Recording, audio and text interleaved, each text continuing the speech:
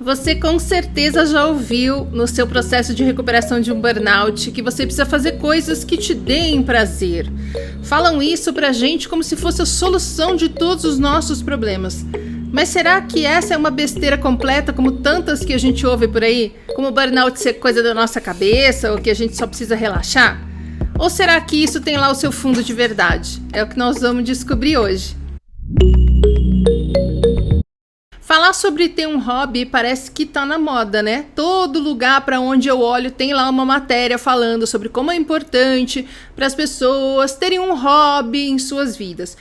O problema é que tem toda uma renca de pessoas que fala sobre saúde de forma muito rasa. E quanto mais raso é o conteúdo da pessoa, mais a mensagem dela vai ser alguma coisa do tipo: você precisa descansar. Eu particularmente acho isso quase ofensivo. Porque quando você fala para uma pessoa que está sobrecarregada, exausta, que está sem conseguir dormir bem, ansiosa, deprimida, que ela precisa descansar, é o mesmo que chamá-la de burra. Porque, veja bem, ela sabe que ela precisa descansar. O problema é que ela não sabe como ela pode descansar. Tendo casa, filho, pais, marido, namorada, chefe, reuniões, clientes, tarefas empilhadas na agenda todos os dias, dia e noite, o tempo inteiro. E cada vez mais, por conta da força das redes sociais na nossa vida, a necessidade de produzir conteúdo para obter validação dos outros, elogios, ou mesmo para alimentar uma raiva e um ressentimento que ajudam a pessoa a continuar aguentando firme e seguir em frente sem mudar nada do que ela não quer mudar na vida dela, mesmo que a vida dela atualmente esteja fazendo mal a ela. Porque a gente constrói uma vida inteira com um objetivo só, que é de não ser julgado pelas pessoas, de não decepcionar as pessoas, de se ver num nível superior a cada vez que a gente se compara com os outros, conseguir aplausos, likes, qualquer tipo de validação externa que nos dê uma pista do valor que a gente tem no mundo, porque a gente não se conhece, que a gente não sabe quem a gente é, a gente não sabe o nosso valor, a gente não sabe qual é o nosso propósito. Então a gente precisa ganhar a corrida da vida e nos sentir sempre vencedores. E aí minha pergunta é: como uma pessoa que está numa corrida o tempo inteiro consegue descansar? Se a corrida é promovida e incentivada pela cultura da produtividade, da exaustão, dos coaches e do burnout. Uma cultura que diz na nossa orelha desde sempre que descansar é para os fracos. Então, para mim, essa pseudo-solução de descansar e relaxar, que é vendida como uma forma de equilibrar a vida pessoal e a profissional, não tem o menor fundamento. A gente precisa conseguir entender como a gente pode encaixar uma vida pessoal no meio de tantas demandas, no meio de tanta necessidade de não decepcionar e de corresponder às expectativas das pessoas à nossa volta. Se você não ajuda a pessoa a entender que o que vão pensar dela não pode mover toda a vida dela, você, na minha opinião, não está ajudando ela em nada. Eu sempre falo que para resolver um burnout não adianta só descansar, não adianta só tomar remédio, não adianta só fazer terapia, não adianta só botar cúrcuma na comida. É preciso acionar as 3 frentes de tratamento ao mesmo tempo. A primeira frente de tratamento é a parte física, já que o burnout, no fundo, é um grande processo de inflamação crônica, por conta da sobrecarga física, né, que o estresse crônico traz para o nosso corpo. A segunda frente de tratamento é a terapia, onde nós vamos entender as causas desse estresse crônico para poder, assim, parar de gerar tanto estresse fisicamente para o nosso corpo. E a terceira frente de tratamento é o estilo de vida, que isso sim é o que vai permitir que você mantenha, dali para frente, um equilíbrio na sua vida. Tudo isso ensina a gente a parar de priorizar o externo e começar a priorizar o interno. Ou seja, parar de fazer as nossas escolhas de vida a partir do potencial de julgamento que as pessoas farão daquilo. Começar a entender o que nos faz bem. Parar de priorizar a performance, a produtividade e a nossa utilidade para a sociedade, o trabalho, a sobrecarga e as tarefas que nos convenceram de que só a gente pode fazer e que a gente se convenceu que nós somos os únicos que podem fazer tão bem aquilo, porque fomos manipulados e estamos desesperadamente em busca de validação externa. Não é crítica, fiz igual. E começar a priorizar a nossa saúde, o nosso bem-estar, a nossa qualidade de vida. E a gente é tão manipulado que quando eu falo isso, não parece impossível? Não dá um bug no cérebro que faz a gente pensar assim, mas peraí, se eu priorizar minha saúde, eu vou morrer de fome, porque como é que eu vou fazer para manter o meu emprego, para dar conta dos boletos? Pois é essa virada de chave que um tratamento de burnout bem feito provoca. A gente começa a entender o que é importante na vida, começa a ser mais produtivo, começa a ir atrás do que nos dá um senso de propósito. E para nada disso é preciso parar de trabalhar, a não ser que você esteja colapsado, ou ficar trabalhando meio período em setores da empresa que você se sente mal, que você se sente fraco, que você se sente humilhado, para ver se você consegue aguentar firme naquele emprego. A gente só precisa fazer ajustes, e ajustes que vêm de dentro para fora, ajustes que vêm do estilo de vida para o trabalho. Ajustes naturais que quando a gente começa a entender que viver é diferente de sobreviver, ficam muito fáceis da gente realizar. Mas enquanto a gente não entende isso, parece impossível. Ok, então vamos falar de como os nossos hobbies se encaixam nesse estilo de vida, ajudando a gente a primeiro se curar do burnout e depois se manter saudável para sempre. Só que antes quero fazer meu jabá, te contando que tem agora 2 aulões para justamente te ajudar em tudo isso. Tem um aulão que se chama Tenho Burnout e Agora, em que eu falo desde o básico do básico, o que é um burnout, como que a gente burnouta, por que a gente burnouta. A gente fala lá sobre as 3 frentes de tratamento paralelas que devem ser acionadas para que a gente consiga se curar. E como você pode se virar em cada uma delas, porque afinal de contas a gente, a medicina convencional não dá conta ainda. E a medicina integrativa é elitizada. Nós estamos no Brasil. Mas para tudo se dá um jeito. Para tudo se dá um jeito, gente. E o outro aulão se chama Estilo de Vida no Burnout. O estilo de vida é uma das 3 frentes de tratamento. Acontece que essa frente de tratamento é a frente de tratamento se vira nos 30, em que você vai ter que resolver meio que sozinho. Porque o médico fala, faz exercício. O psicólogo fala, desacelera esse cabeção. E você que se vire para não apenas entender como é que você vai fazer isso, mas principalmente para entender como é que você vai mudar os seus hábitos e manter esses novos hábitos na rotina. Porque com o cabeção acelerado você não consegue comer melhor. E com o intestino em desbiose você não consegue baixar a ansiedade. E se você não baixa a ansiedade, você não consegue parar de comer açúcar. E se você não para de comer açúcar, você começa a colaborar com a inflamação do seu corpo. E aí, fatalmente, vai chegar uma hora em que você vai cair na cilada do eu não consigo.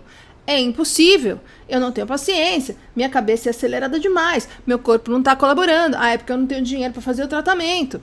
E desiste, engrossando a estatística que jura que burnout não tem cura, arrastando essa âncora no pé para o resto da vida, controlando o estresse, contando quantos burnouts já teve, acreditando que existe crise de burnout, sequela de burnout, outro burnout. A gente é muito mal orientado ainda. E ao invés de nos explicarem o que a gente precisa saber, ficam falando que a gente precisa voltar logo para o mesmo trabalho de antes, que a gente precisa voltar, porque, meu Deus, e a gente fica desesperado, perdido ali no meio do tiroteio, sem saber para onde correr, e a gente acaba optando pelo que sempre fez sentido e nos fez sentir seguros. Evitar o julgamento das pessoas. Então, toca forçar a barra para tentar voltar para o trabalho. Quando não consegue, se agarrar no afastamento, nas perícias, quicando nas paredes de tanta ansiedade. É isso que você quer? Não é. Então, esses 2 aulões te ajudam a entender tudo o que é preciso fazer para conseguir movimentar esse processo de cura sempre para frente, para você conseguir ir melhorando cada vez mais até se curar e virar a página do burnout na sua vida de uma vez por todas.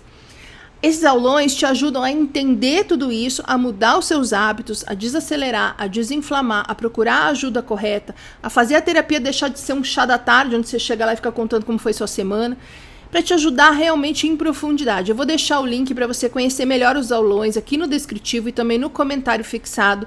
E você vai ver que tem uma promoção, que é um combo. Você compra as 2 aulas e leva 70 pau de desconto. Ou seja, uma sai de graça e a outra sai com desconto comprando as 2 juntas.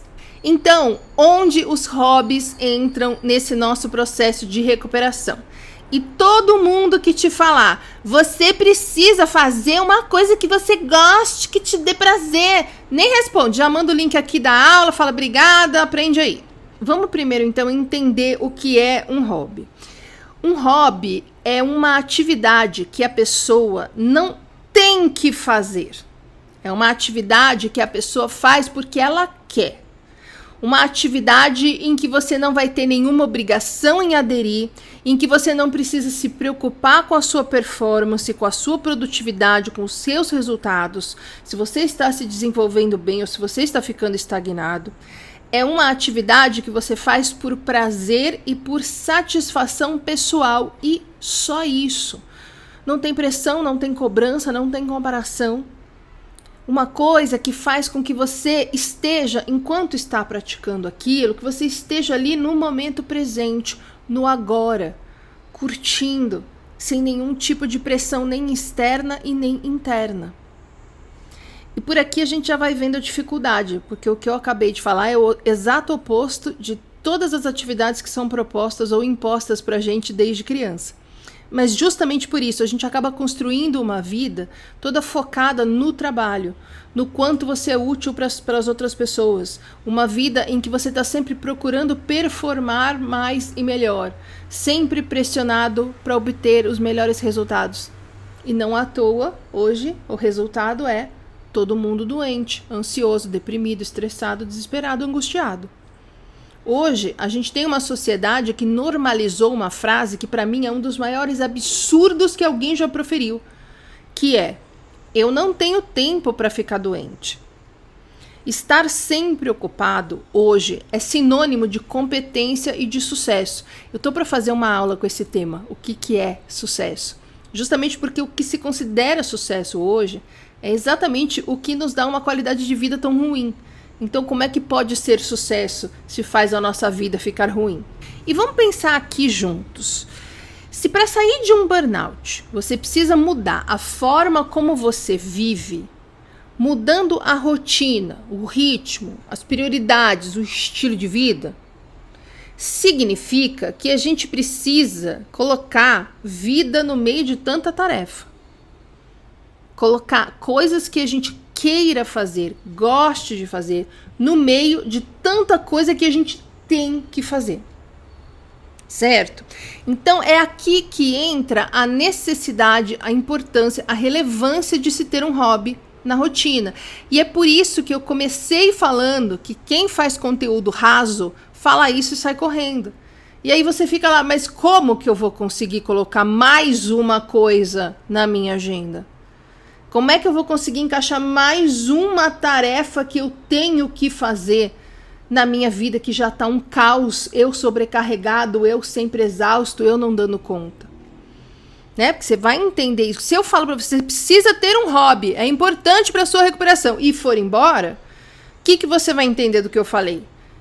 É mais uma tarefa que eu preciso encaixar num dia que não tem mais espaço nem para eu dormir. Então, antes de aprofundar essa parte de como é difícil e por que é difícil, eu quero que você entenda os benefícios de se ter um hobby. Porque se você não entende o benefício de um novo hábito, sabe quando que você vai conseguir colocar um novo hábito na sua rotina? Ou até vai conseguir pôr, mas na primeira semana que você tiver mais lotado de coisa para fazer, mais desanimado, aquele hábito vai pro beleléu. Por isso, eu insisto, gente, assistam a aula 63.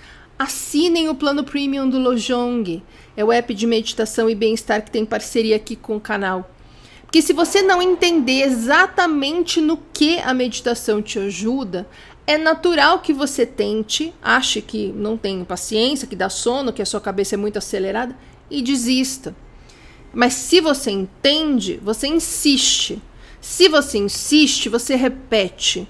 E, gente, isso é funcionamento de cérebro. Se você repete, você aprende, consegue e vai ter aquele monte de benefícios na sua nova vida. Que desacelerando o cabeção, você come melhor, você dorme melhor, você tem motivação para fazer exercício, você consegue baixar a ansiedade e o estresse do corpo, você consegue colaborar ativamente com o seu tratamento.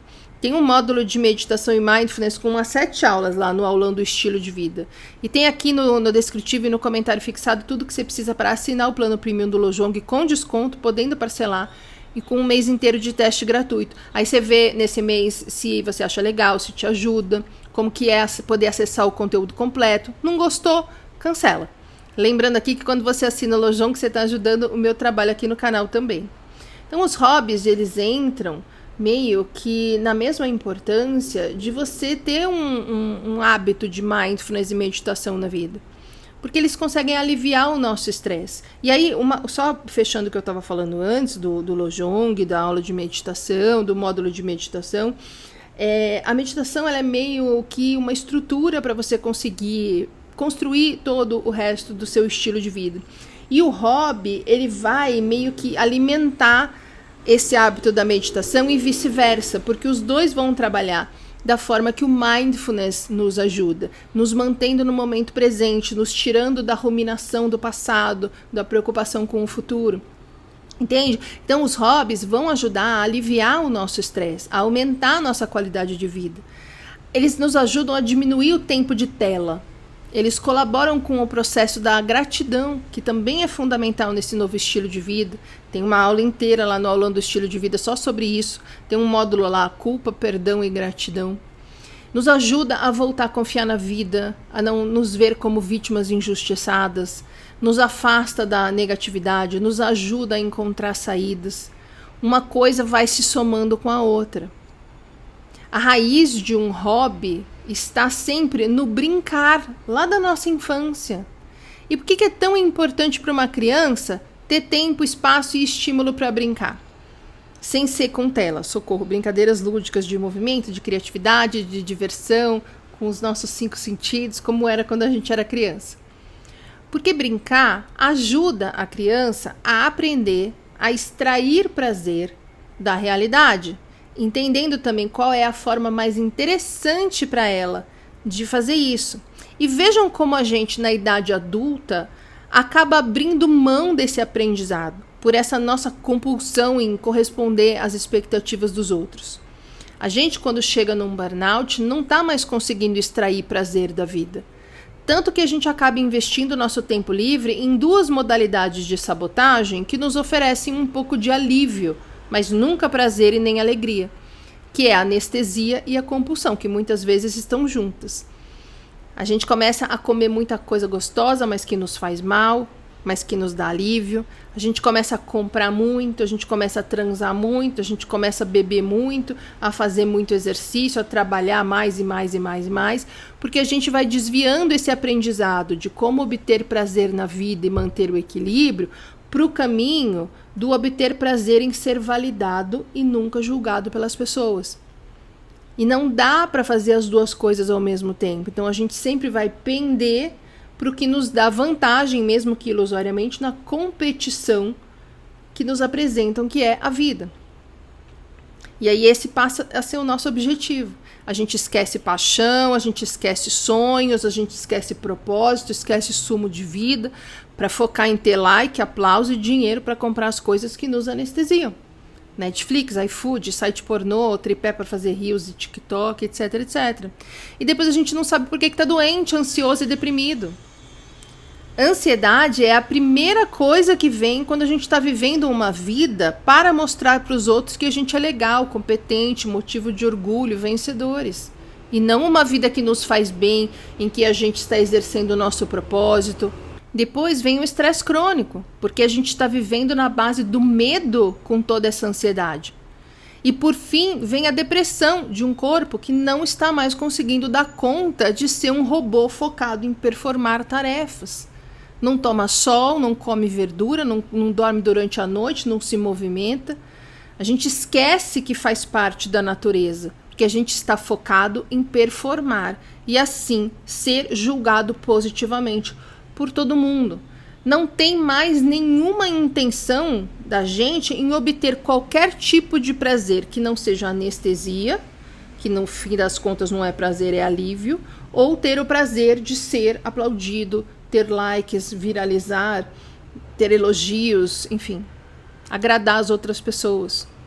Brincar também ensina para as crianças a cooperar, a interagir, a conviver, a colaborar com as outras crianças. E o nosso estilo de vida está cada vez mais estressante e, por consequência, com menos empatia e mais individualismo, mais egoísmo, correto? Acho que isso é claro para todo mundo, basta olhar pela janela.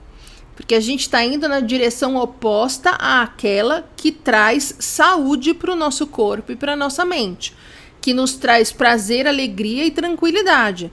Por isso está sendo cada vez mais impossível encontrar todas essas coisas e a gente acaba se conformando e se resignando em conseguir algum alívio através das anestesias. E de novo, e aí chega uma hora que a gente não entende por que está doente. Nossa, mas eu faço tudo tão direitinho, eu amo o meu trabalho. É? Será? Nós estamos sempre forçando o nosso caminho na direção da produtividade, da utilidade, da performance, dos resultados. Não é à toa que eu tenho visto muita gente falando que começou um hobby, mas que abandonou, porque eu senti que eu estava muito estagnado, aí eu desisti. Ou seja, a pessoa não consegue mais ter um hobby, porque tudo é tarefa, tudo tem que trazer uma performance cada vez melhor, um resultado cada vez melhor. Principalmente porque assim que se consegue um hobby, a pessoa faz o quê? Começa a filmar, começa a postar, começa a contar, a falar, vamos todos comigo, e a se comparar, e aí começa a mirar, eu preciso conseguir. A pessoa começa a correr, não, agora eu preciso conseguir fazer uma maratona de Nova York. Pronto, se ela não conseguir aquilo, ela desiste, eu tô vendo que eu não vou conseguir. Gente, não é uma tarefa, não é um campeonato. Hobby é uma brincadeira que a gente insere na nossa rotina para equilibrar nossa vida. A pessoa, quando arruma um hobby, mas não cuida de todo o resto do estilo de vida, ela começa a postar e ver quantos likes ela conseguiu, porque no fundo ela tá falando, gente, olha, eu sou boa em mais uma coisa, além do meu trabalho, do meu relacionamento, que na verdade são péssimos, mas que eu mostro aqui para vocês como sendo perfeito. Ou, olha, eu tenho o dedo podre, a gente sempre tá dando risada das coisas que dão errado na minha vida, mas nisso aqui eu sou a rainha. E em seguida a pessoa começa a pensar como é que ela pode monetizar aquele hobby. E pronto, pim pam pum, ela arrumou mais uma tarefa em que ela se sente pressionada a conseguir resultados bons, para não ser julgada pelas pessoas à sua volta. Entende? É como se essa cultura dos coaches tivesse um imã, que quando a gente começa a fazer uma coisa que nos faz bem e nos deixa feliz, o imã vai puxando a gente para outra direção. E no final das contas a gente está lá, performando, preocupados com os resultados, com medo de não progredir, de ser julgado, nos justificando para todo mundo se a gente não conseguir ser o melhor do Brasil naquela atividade. A gente está lá empinando pipa, mas preocupado porque tem um cara que a pipa dele está indo mais alta. Aí vai vir um outro cara com cerol, que é para acabar com a diversão de todo mundo, que está fazendo com que ele se sinta mal com a performance dele. Que terapia não fazemos. Passamos a perna nas pessoas, né? Debochamos do coleguinha, jogamos a pessoa para baixo para se sentir um pouco melhor, mas terapia não. Ai, não tenho tempo, ai, não tenho dinheiro, ai, terapia é para poucos. Vai nessa. Autossabotagem pura. Então a gente virou um bando de criança que não sabe brincar. E quando a gente acha que está brincando, não, a gente está apenas se anestesiando. Para deixar de sentir aquela pressão, aquela frustração, aquela sensação de irrelevância no meio de tanta gente performando sempre para a plateia. Porque não importa se você está se sentindo bem com aquilo, o importante é se acham que você está se sentindo bem e se saindo bem naquilo. Meu prazer não vem da atividade, vem em ver que as pessoas estão me achando bom e com valor por conta da minha performance naquela atividade. Gente, isso é doente. Então a gente chega num burnout sem saber quem a gente é, do que a gente gosta, o que nos faz bem A gente só sabe se defender, se anestesiar e se justificar. Cadê a vida? Burnout não se dá por excesso de tarefa na vida, se dá por falta de vida no meio de tanta tarefa. E a coisa tá tão enfronhada nas pessoas que eu lembro de um post que eu fiz falando justamente isso e o povo me xingando. Imagina, claro que é excesso de tarefa, minha vida é ótima. Aí você vai ver a vida da pessoa tão ótima e ela não sabe nem o que ela quer. Porque ela tá tão condicionada desde cedo a corresponder às expectativas, a não decepcionar e ganhar dinheiro, que ela não sabe mais nem o que ela tá falando. Aí fica complicado baixar o estresse, concorda? E se a gente começa a achar que a prioridade é sempre as tarefas, o trabalho, etc., nós nunca vamos colocar nada que nos traga vida para a rotina. Vamos ficar engrossando as estatísticas de que burnout não tem cura. E se entupindo de tarefa e mais tarefa e mais tarefa. E, eu preciso ser útil para as pessoas, não importa que preço. Ai, meu Deus, eu estou entrando em burnout, mas as pessoas precisam de mim. Quantas vezes você já não ouviu isso? Porque eu, só essa semana, devo ter ouvido umas 3 vezes. Então, a maneira como você aprendeu a brincar com as coisas da vida vai determinar a sua facilidade ou a sua dificuldade em ter um estilo de vida em que você equilibre o humano em você com a sua compulsão por ser robô, o que nos é demandado socialmente. O negócio que pega aqui é o seguinte: se você nunca desenvolveu hábitos sólidos e saudáveis de lazer e de entretenimento, você vai estar sempre se auto-sabotando no sentido de se entreter com a própria vida. Isso significa dramatizar a própria vida. Isso significa tumultuar a própria vida. E a gente já aprendeu aqui nesse canal que a sensação de impotência diante da vida é o que mais estressa uma pessoa. Então, quem dramatiza, quem está sempre entendendo que está sendo vítima de injustiças, é quem está continuamente alimentando o estresse. No caso, todos nós aqui, certo?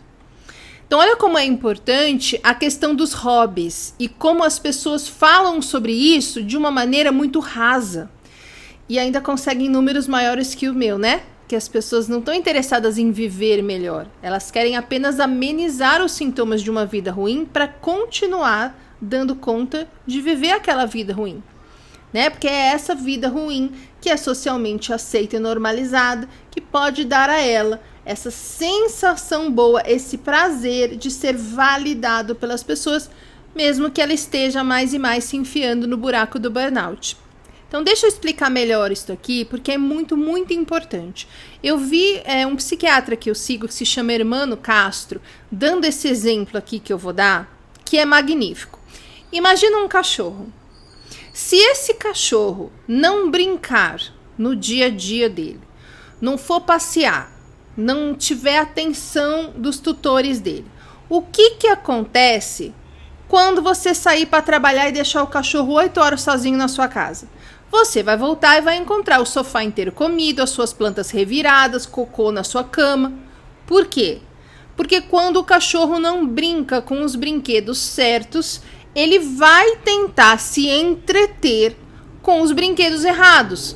E é exatamente isso que a gente faz. Então, se você não tem hábitos saudáveis, que são os brinquedos certos porque são os que te fazem bem, você vai brincar com os brinquedos errados. Você vai desenvolver vícios, compulsões, vai ficar dramatizando a própria vida para ter atenção e validação dos outros, vai tumultuar a vida de quem estiver perto de você. Outro dia eu estava vendo um vídeo de uma moça, e é um vídeo que ela fez lá no Tico e Teco, que ela falou que ela adorava cancelar as pessoas no perfil dela.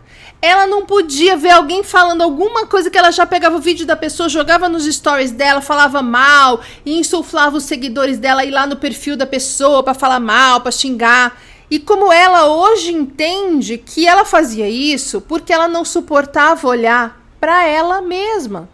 Ela se sentia mal com o que ela era, com a vida que ela tinha, mas por não achar que ela conseguisse mudar, ela passou a se dedicar a fazer da vida dos outros um inferno, porque assim pelo menos ela se sentia um pouco melhor com ela mesma na comparação, né, com a outra pessoa. Teve uma vez que eu fiz uma merda. Coloquei o Reels de uma mãe lancheira nos meus stories, que eu tava tentando explicar lá meu raciocínio. Esta mulher era porque, primeiro que eu tinha uma ingenuidade de achar que uma pessoa que tem, sei lá, 300 mil seguidores não vai ficar perdendo o tempo dela olhando cada compartilhamento do conteúdo que fazem. Eu, com 30 e poucos mil, não olho. Mas a mulher com 300 mil olhava todos os compartilhamentos e viu que eu coloquei lá nos stories, né? Então, foi uma merda minha. E ficou um dia inteiro me xingando, debochando da minha bio, dos meus posts, dos meus vídeos, e insuflando as seguidoras. Ou seja, esta mãe lancheira brinca com os brinquedos errados. Meu perfil foi invadido por hordas de mães lancheiras, parecia uma seita. As mães lancheiras que não tinha hobby nenhum, me xingando de velha, falando que eu era escrota, porque eu tava fazendo mal pra saúde mental da mãe lancheira rainha. Aliás, esse argumento de que eu faço mal pra saúde mental das pessoas também foi usado pela outra moça que me cancelou. Fui cancelada 2 vezes. Essa outra moça também fala de burnout, fala tudo errado, né? E como ela não tá apta a olhar para os próprios BOs, ela se dedicou por um tempo a falar que eu tô errada. Você entende como funciona? Como funciona a brincadeira com os brinquedos errados? E como é que eu lidei tanto com essa moça quanto com as mães lancheira? Não fiz nada. Por quê? O que elas queriam? Tumultuar. Queriam que eu rebatesse, que eu falasse mal, que eu batesse boca, que eu puxasse o story dela pro meu story pra falar mal dela, e aí ela falaria mal da minha resposta, e aí eu falo mal e a gente fica batendo boca 1 mês. Só que eu não fiz nada. Não fiz nada. No dia seguinte, eu segui postando como se nada tivesse acontecido, sem nem mencionar o ocorrido, mas nem por alfinetada. Nada. Resultado, parou. No dia seguinte não aconteceu mais nada. Arrumaram outro brinquedo errado. Entende? E eu, que agora brinco com os brinquedos certos, segui a vida. Dormi super bem aquela noite. Antigamente eu não dormiria 3 dias. Sério, quando a primeira menina me cancelou, apesar de externamente quem pudesse saber do que estava acontecendo e olhasse de fora, achasse que eu estava dominando, eu não estava. Eu fiquei tão ansiosa que eu dormi mal 3 dias. Mas com as mães lancheira, na minha brinquedoteca, só tinha os brinquedos certos. Então eu consegui não só não fazer nada, como não me abalar. Tem gente que nessa situação começa a entrar no jogo do outro e no fim acaba tendo crise de pânico, fechando o perfil ou coisa muito pior. A gente precisa brincar com os brinquedos certos, porque senão a gente vai tentar se manter entretido com os brinquedos errados. Ok? Quando eu não tinha os brinquedos certos, eu me entretinha comendo açúcar, comendo farinha de trigo, me fazendo de vítima, me achando injustiçada pela vida, trabalhando 30 horas por dia, e eu burnoutei. Comi o pão que o diabo amassou, vi o cão chupando manga e tal, e coisa e tal, e todos esses anos, e aí comecei a entender o caminho e agora eu aprendi a brincar com os brinquedos certos. Então hoje eu consigo me regular emocionalmente mesmo quando tem um gatilhão, e sempre tem. Ainda mais que eu ainda não consegui zerar meus 2 transtornos de estresse pós-traumático complexos. Que graças a Deus já estamos perto de conseguir zerar, mas eu ainda não zerei. Então ainda tem uns gatilhão que quando você menos espera aparecem.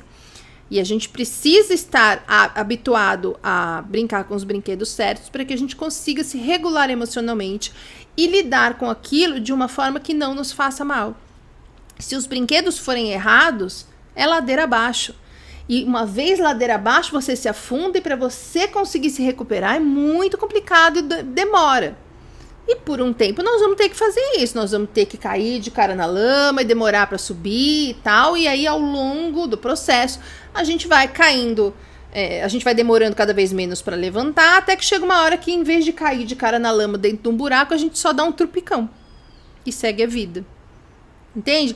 Então vem desse nosso encaixe na nossa cultura, essa nossa incompetência de entender com o que a gente deve brincar. Porque já está normalizado brincar com os brinquedos errados. É por isso que 99% das pessoas brinca de se anestesiar, de ter compulsões, de tumultuar a vida do outro, de dramatizar a própria vida, de ter acesso de raiva, de choro, fazer barraco, postando tudo para ter like e se sentindo um lixo quando não tem aplauso. Né? É por isso que todo mundo fala que o seu burnout é frescura. Porque eles precisam nos botar para baixo para conseguirem se sentir melhor. E, portanto, sem a necessidade de mudar nada na vida deles, uma vez que eles sabem que eles não podem fazer mudanças, eles não conseguem fazer mudanças, porque mudanças trazem julgamentos. E as pessoas não estão conseguindo bancar as emoções que vêm à tona quando a gente prioriza a saúde, quando a gente impõe os nossos limites, quando a gente escolhe ter qualidade de vida, quando a gente mira na alegria e não no alívio passageiro e ilusório, e começa a rolar crítica, cobrança e deboche das pessoas à nossa volta. E agora com a rede social, esse conceito pessoas à nossa volta é muito maior do que era antigamente, quando era literalmente pessoas à nossa volta. Agora é todo mundo que segue a gente e as pessoas, para onde esse post pode andar, para onde esse cancelamento pode andar, né? Faz uma salada e posta no seu Instagram. Você vai ver que os seus amigos que só pedem iFood vão te detonar brinquedos errados. Os seus amigos que estão com os brinquedos certos vão olhar e vão passar e não vai acontecer nada. Então, só para terminar essa parte, eu quero dizer que tem um artigo que foi publicado no, preciso ler, International Journal of Environment Research and Public Health, que mostrou que pessoas que trabalham longas horas semanais, mas que têm hobbies, conseguem, no final das contas, uma saúde mental muito mais equilibrada e forte do que as pessoas que trabalham longas horas e só. E chegam em casa e se anestesiam.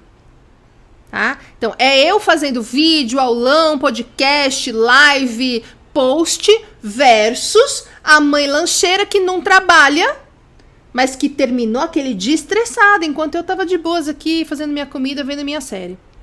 Tem também uma pesquisa que foi publicada na Nature Medicine, que compilou dados de 5 estudos e concluiu que as pessoas com hobbies têm menos sintomas de depressão e maior satisfação com a própria vida. Assim como a vida de hoje, estressante e adoecedora, nos afasta da natureza, ela nos afasta também da nossa natureza, da nossa criança, da nossa essência, da nossa alma.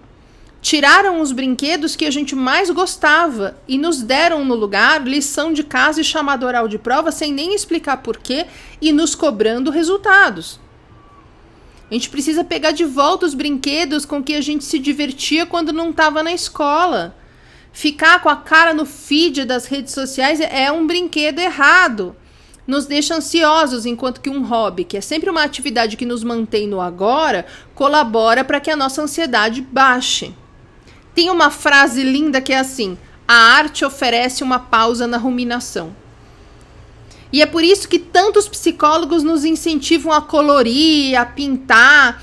Eu fazia, e eu acho que foi por recomendação até da minha psicóloga na época, eu fazia caixinha de MDF. Quer dizer, eu pintava caixinhas de MDF, né? Eu comprava as caixinhas já prontas. Quem me acompanha há mais tempo se lembra na outra casa que eu morava antes daqui, né, antes de eu realmente entender que produzir conteúdo seria a minha nova profissão, eu pintava caixinhas e mais caixinhas todos os dias. Eu ia numa loja que tem aqui em São Paulo, aqui no Brooklyn, comprava caixinha, comprava tinta, comprava pincel. Minha tia chegou a mandar pela minha mãe uns móveis pequenos da casa dela que estavam feios para eu pintar. Eu fiz também vasinhos de concreto que eu vi alguém fazendo na internet, fui aprender a fazer. Porque tudo isso me ajudava a estar no momento presente. E quando a gente está no momento presente, a gente não está ruminando o passado e nem se preocupando com o futuro. Entende? Por que é tão importante essas atividades que fazem com que a gente, de uma forma ou outra, desenvolva, insira o mindfulness na rotina? Seja o módulo do aulão, seja assinar o Lojong, seja praticar uma yoga, seja ter um hobby. A gente está focado no agora e não pensando em tudo que pode dar errado e tudo que a gente gostaria que tivesse sido diferente, porque são essas coisas que nos estressam e nos deixam ansiosos e deprimidos. E a nossa missão num processo de recuperação de burnout é fazer o nosso corpo entender que está tudo bem para que ele possa relaxar, para que ele desarme o sistema de luta e fuga, que está armado lá com o botão emperrado faz muitos anos.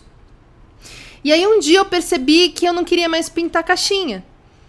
E hoje eu sei que foi porque naquele momento eu já estava brincando com os brinquedos certos.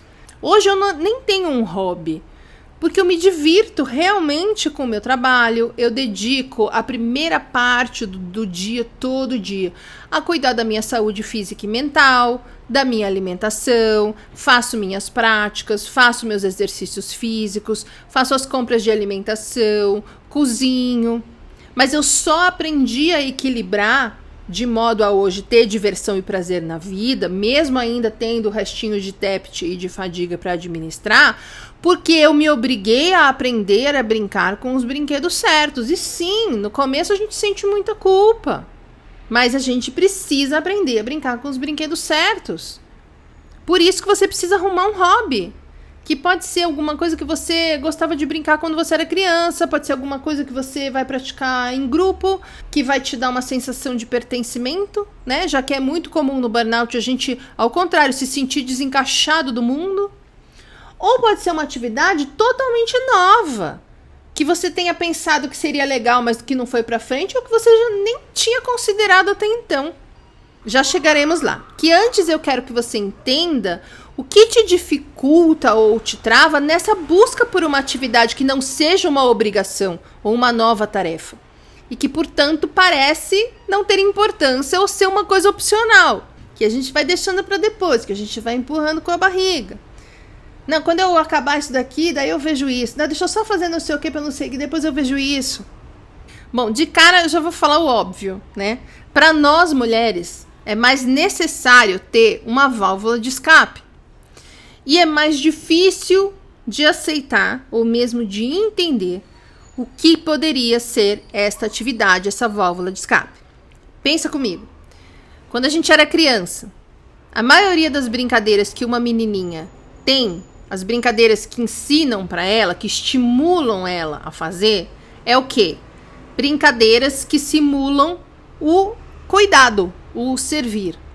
Né? A nossa cultura linka atividades de cuidado a mulheres. Então a menininha vai aprender a brincar de casinha, de boneca, enquanto os garotos estão sendo estimulados a ter brincadeiras que são mais aventuras, experiências.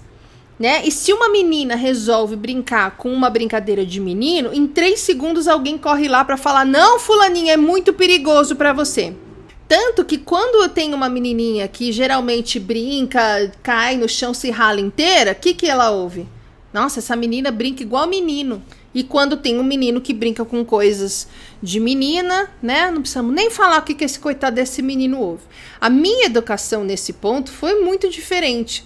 Que a minha mãe, que foi criança na década de 40, início das 50, foi o terror do meu avô. Porque ela brincava com os meninos, ela saía para brincar com o meu tio, né, que é o irmão mais velho dela, e os amiguinhos dele. Ela descia a ladeira da rua num carrinho de rolimã, e aí quando chegava em casa ela apanhava, porque sujou o vestidinho, porque isso não é brincadeira de menina, porque não fica bem, o que os vizinhos vão falar, etc, etc. E no dia seguinte, ela ia de novo, e ela apanhava de novo. E até hoje, quando alguém cita isso, ela fala... Uma cara assim, bem de moleca. Ai, mas valeu a pena. Então, quando eu era criança, minha mãe fez questão que eu brincasse com o que eu quisesse. Então, eu tinha boneca e eu tinha carrinho. Eu tinha minha boneca preferida, que eu chamei de Maria Silvia. Eu dava comidinha para Maria Silvia, levava a Maria Silvia para passear no carrinho. Eu tinha minhas Suzes, que eu penteava, que eu trocava as roupinhas. Eu tinha um mundo da Suzy embaixo de uma poltrona lá da sala, que quando minha mãe queria passar aspiradora, a gente tinha que negociar. Porque eu tava o tempo inteiro brincando com as bonequinhas, com a Suzy. Mas a minha Suzy saía para trabalhar, igual a minha mãe. Minha Suzy saía com as amigas. igual eu via as mulheres à minha volta fazendo. Minha Suzy não era uma mulher típica dos anos 70, não. Ela já estava na modernidade ali, uma década à frente do tempo dela. E eu tinha um tratorzinho amarelo, maravilhoso, que até hoje eu me arrependo de ter doado, que eu brincava de carrinho com ele, de construçãozinha, eu tinha trenzinho, eu andava de bicicleta na rua, voltava inteira ralada, machucada, meu joelho é um emaranhado de cicatrizes, jogava bola, andava de patinho na rua, com as crianças da rua. Logicamente eram outros tempos, né? Eu fui criança na década de 70.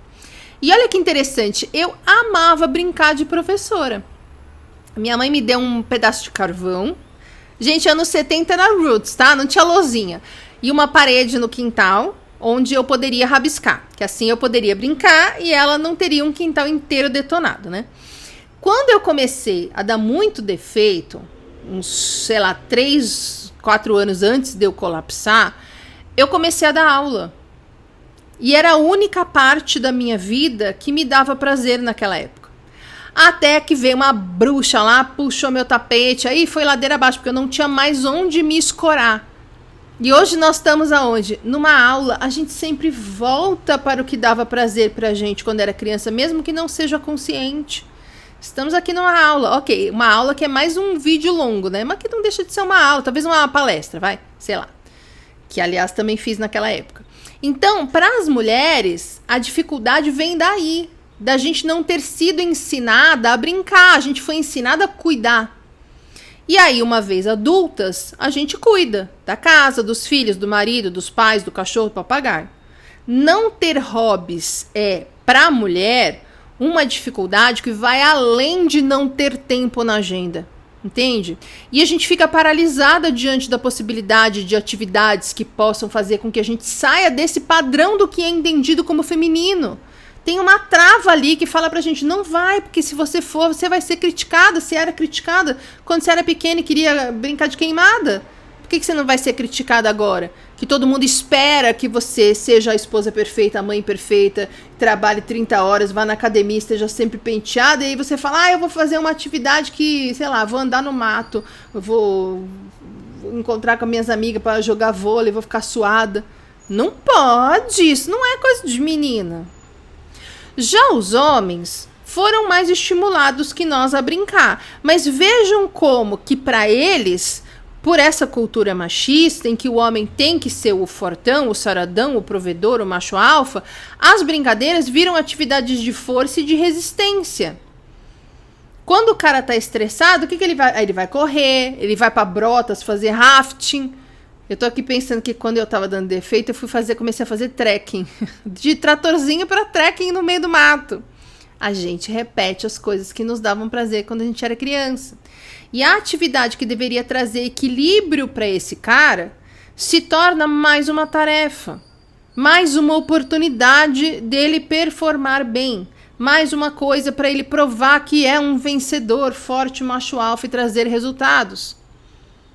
E tudo bem, se o cara for escalar a parede e sair de lá relaxado e sorrindo, excelente, temos um hobby. Mas geralmente ele vai escalar a parede e sai de lá como? Pensando nos equipamentos, no treino, porque ele tem que escalar o Everest daqui 2 meses, que ele tem que ser o melhor, é o que esperam dele. E tudo bem também se, por exemplo, a moça tiver um hobby que é cozinhar. Mas tudo bem, gente, desde que isso funcione para ela como uma meditação. Aí eu ponho uma música, aí eu fico lá cozinhando, dançando, e tô no momento presente, tô no flow, esqueço da vida. Beleza, mas a gente não vê muito isso. O que a gente mais vê? Então eu comecei a cozinhar, vou fazer um Reels de receita, já vou jogar no Tico e Teco, porque lá monetiza. Eu vou fazer um canal no YouTube. É mais pro objetivo que a gente tem com aquela atividade do que para a atividade em si que a gente tem que olhar. Porque cozinhar como meditação é completamente diferente de cozinhar para produzir conteúdo, para monetizar, para fazer disso minha nova profissão. E assim como o melhor jeito de entender que um emprego é tóxico é a gente olhando para como a gente se sente naquele lugar, o melhor jeito de entender se aquela atividade é um hobby é olhando para ver quanto de prazer ela traz para nós enquanto estamos brincando daquilo.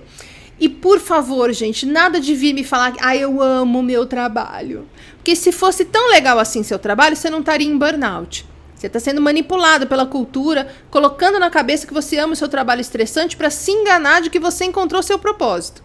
Porque outra coisa errada que a nossa sociedade nos ensina e insiste e teima é que o propósito da nossa vida está no nosso trabalho. Eu vou deixar na tela final 2 aulas aqui do canal em que eu falo sobre propósito para você, tá? Uma outra dificuldade que pode atrapalhar o seu processo de encontrar um hobby é que justamente por estarmos nessa cultura, se afastar do trabalho pode deixar a pessoa mais triste. Então, por exemplo, uma pessoa se aposenta e aí ela passa, por ter se aposentado, a ser privada da convivência com os colegas, dos desafios, das motivações, da rotina, etc. Ela pode se sentir infeliz, ela pode se sentir deprimida, vazia, inútil. Então, quando um burnoutado colapsa e, portanto, não tem condição de trabalhar por um tempo e fica privado de tudo isso, ele pode se afundar na tristeza, de se entender como sendo inútil, de se afundar na culpa, de não conseguir olhar para a vida de modo a enxergar possibilidades, ele fica ruminando aquilo. Eu deixei de ter utilidade, agora eu sou um lixo, sou um estorvo, sou um fardo.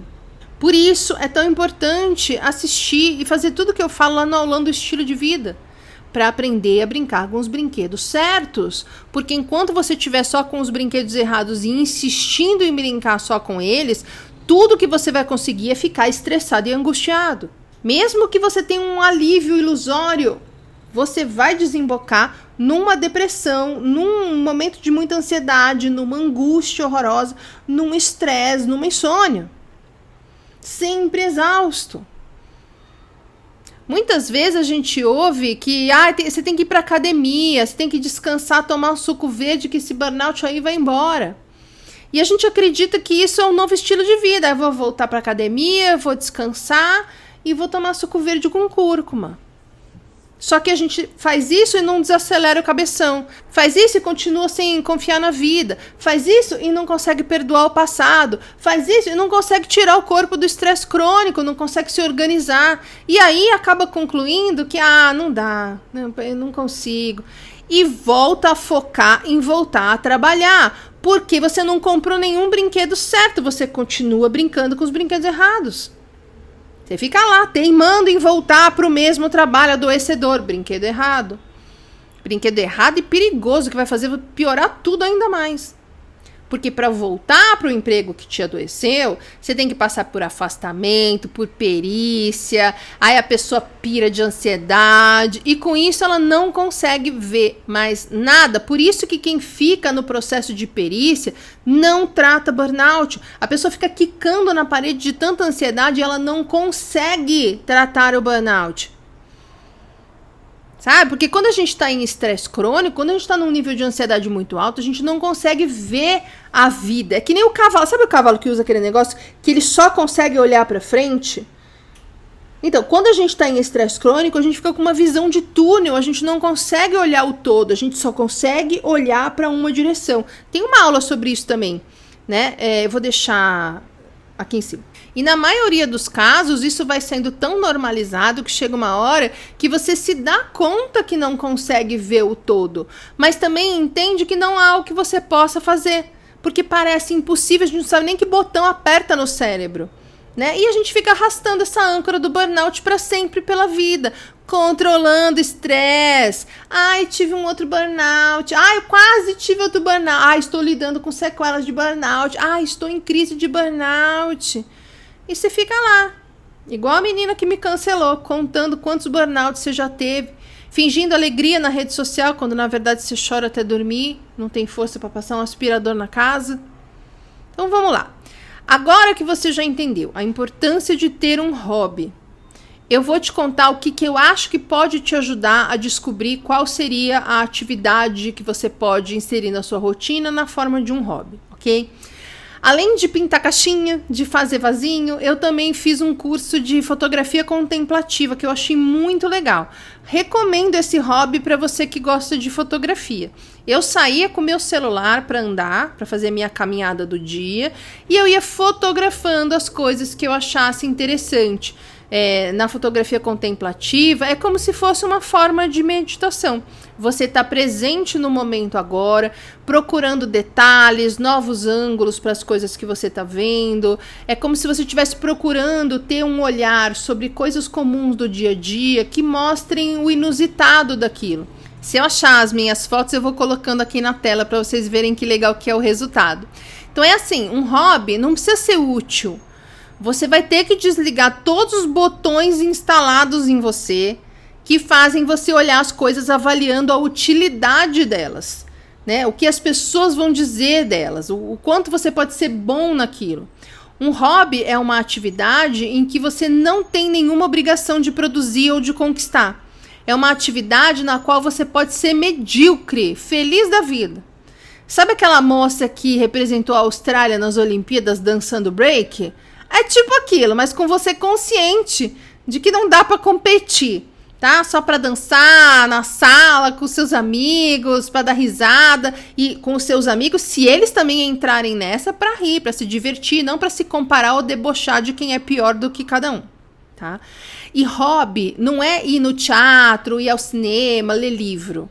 É uma atividade que tenha um impacto social ou um impacto na sua saúde. Então, corrida, por exemplo. Corrida tem um impacto na sua saúde. É um processo de crescimento, em que você vai sentindo as consequências no seu dia a dia, certo? Você pode participar de corridas de rua, desde que você vá para essas corridas de rua com a intenção de se divertir o mesmo tanto se você chegar em primeiro ou se você tiver que andar metade do percurso porque não aguenta correr. Você pode treinar para ficar melhor do que você estava ontem, mas não pode ser uma coisa que só faça sentido se você chegar em tal resultado. Hobby é uma atividade em que a gente foca no processo e não no resultado.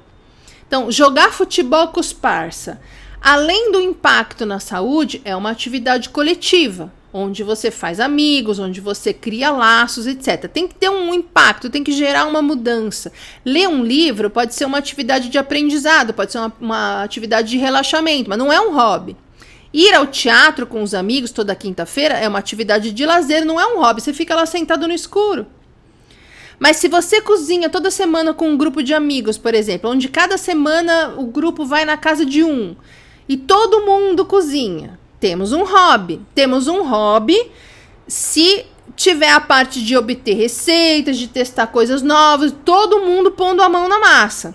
Que aí impacta na sua qualidade de vida, traz novos aprendizados, interações, além do divertimento, do relaxamento, do lazer, tal. Se for todo mundo conversando e o dono da casa cozinhando, aí não é hobby, né, gente? Também é preciso saber diferenciar o hobby da anestesia. Porque assim, o seu hobby não pode ser ver séries. Pode ser uma forma de relaxar, mas é uma forma de desligar, de esquecer. Enquanto que o hobby é também uma forma de você estar presente, entendeu? A anestesia faz com que você justamente fuja da realidade.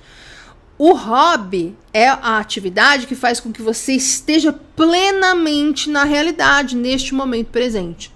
É o contrário, entende? E também tem outra, hobby não é exatamente um autocuidado, apesar de a gente poder dizer que ter um hobby faz parte de uma rotina de autocuidado. Mas a gente não pode confundir um hobby com um autocuidado. Por exemplo, meditação é um autocuidado, é um hábito, certo? Não é um hobby. Mas se você resolver que todo fim de semana eu vou visitar uma cidade diferente para subir uma montanha diferente e meditar ali em cima, temos um hobby. Só viajar, não. Mas viajar para fazer um trekking, por exemplo. Eu vou fazer trilhas de trekking no mato todo mês. Temos um hobby. Então, quando você for pensar em qual pode ser o seu hobby, você tem que pensar o seguinte: você não precisa ter habilidade naquilo. E pode ser cozinhar, pode ser jogar vôlei, pode ser fazer aula de circo, pode ser pintar caixinha, pode ser fazer tricô. Inclusive, é legal se você tentar uma atividade que seja fora da sua zona de conforto. Então, por exemplo, eu gostava muito de cozinhar com a minha avó, mas quando eu vou fazer um bolo sozinha, eu consigo fazer um pneu. Tá, tenta fazer aula de bolo. mas vai com o espírito do hobby. Se você realmente for péssimo, dá risada, tenta de outro jeito, faz um concurso do pior bolo com seus amigos que não sabem cozinhar, cria um perfil para postar os maiores desastres. Nada de ficar se sentindo derrotado porque não é o melhor boleiro do mundo, porque não está conseguindo um bom resultado. E também nada de ficar tentando produzir desastres de propósito porque você começou a postar e quer alimentar um perfil onde você vê que pode ter algum sucesso de engajamento. Não pode virar obrigação, mas deve virar um compromisso que você tem com você mesmo, com a sua saúde física e mental. Você também tem que considerar quanto tempo livre você tem, que condição de grana você tem, porque não adianta você resolver ter como hobby escalar parede. Tá? Mas aí você não tem grana para pagar o equipamento. Ou, escolher como hobby jogar vôlei com as amigas. Só que as amigas já se encontram para jogar vôlei toda semana num lugar que da sua casa você demora 1 hora de ônibus para chegar e outra hora para voltar. Que rapidinho aquilo vai começar a pesar e quando você menos esperar, você vai se flagrar no ônibus irritado, puto da vida, cansado, porque você tem que ir. Estão te esperando. Se tem que ir, não é hobby, é tarefa. Então é uma atividade em que você tenha prazer, em que você entre no fluxo, em que você não fique ruminando, em que você se concentre no momento presente e que te dê prazer. Vai bordar, vai tricotar, vai fazer crochê, vai pintar tecido, quadro, caixinha. Se você não tem ideia do que pode ser, pensa nas coisas que você gostava de fazer quando era criança. Não achei nada. Tá, pensa no que você vê os seus amigos fazendo nas redes sociais que te dá vontade de fazer. Não precisa ser com os amigos, você pode fazer também, ninguém precisa ficar sabendo. Abre o Google, abre o YouTube e começa a procurar uma coisa que te dê interesse. Por exemplo, eu gosto de ver os confeiteiros decorando o bolo. Tá, vai pesquisando então a partir daí e usando o seu coração como GPS. Eu tô vendo decorar o bolo, olha só, tá recomendado aqui um outro conteúdo que é fazer bolos em formatos diferentes. Deixa eu ver. E assim você vai indo e fazendo essa pesquisa, sempre mantendo o prazer que aquilo te traz. Tá? Sem lógica, sem ficar pensando se dá para monetizar ou não, se aquilo pode ser um hobby ou não. Vai pesquisando, usando o coração como GPS, deu prazer, você tá no caminho certo. Quando você menos esperar, vai te dar uma luz, vai te dar um clique, você vai falar, putz, é isso. Pega a sua agenda e coloca lá, no mínimo meia hora por semana, em que você vai se dedicar àquela atividade. 10 minutos todo dia. 10 minutos, eu não faço ideia do que eu posso fazer de hobby. Então, por 10 minutos todo dia, você vai pesquisar. E vai se dar um prazo. Eu tenho 1 semana para descobrir qual vai ser a minha atividade. E a partir daí, 10 minutos todos os dias, eu vou me dedicar a essa atividade. Tá? Ou meia hora todo sábado. E ela tem que ter a importância de qualquer outra tarefa da sua agenda.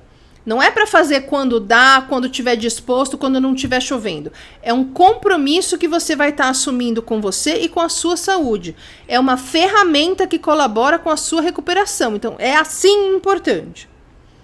Outra coisa, começa pequeno.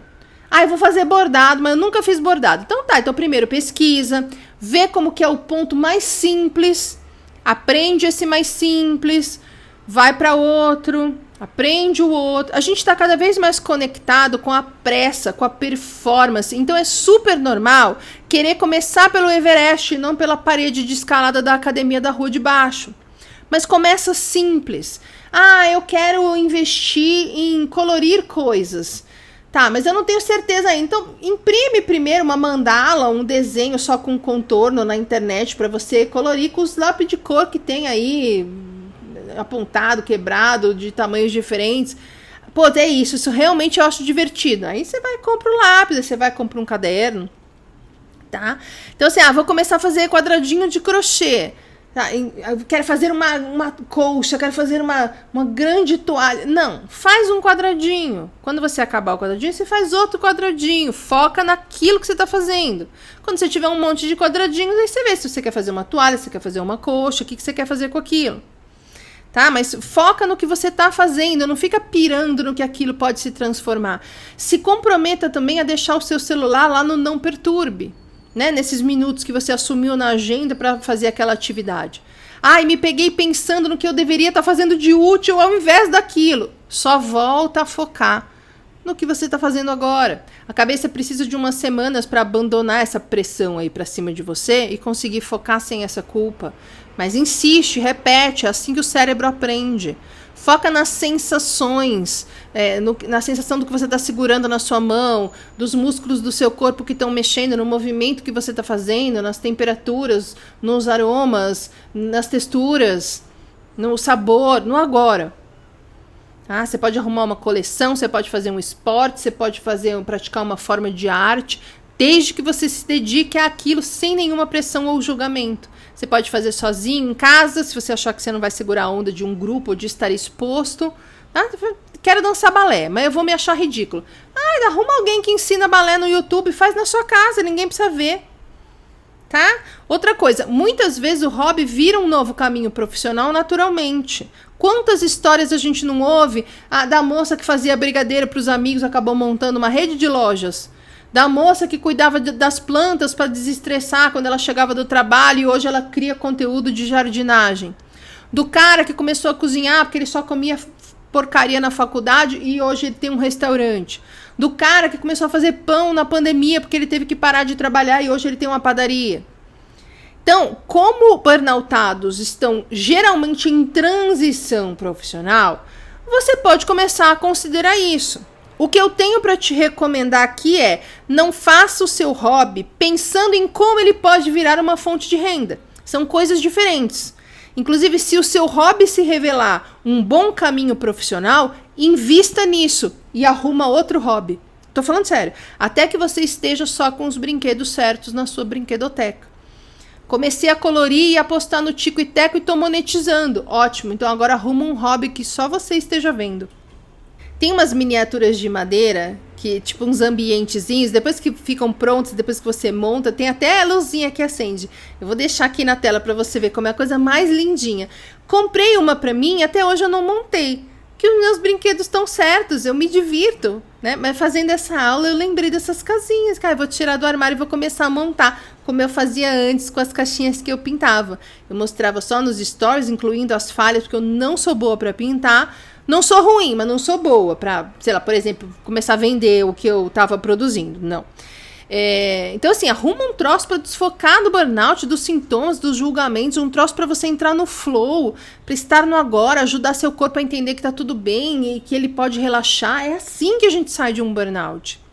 Não temos um módulo de hobbies no Aulão do Estilo de Vida, porque eu sabia que eu ia fazer essa aula aqui gratuita, mas tem todo o resto. Tá? Tem módulo de alimentação, de meditação e mindfulness, de aterramento, de atividade física, de grana, sobre voltar a trabalhar depois do burnout, tem módulo de sono, de culpa, gratidão e perdão.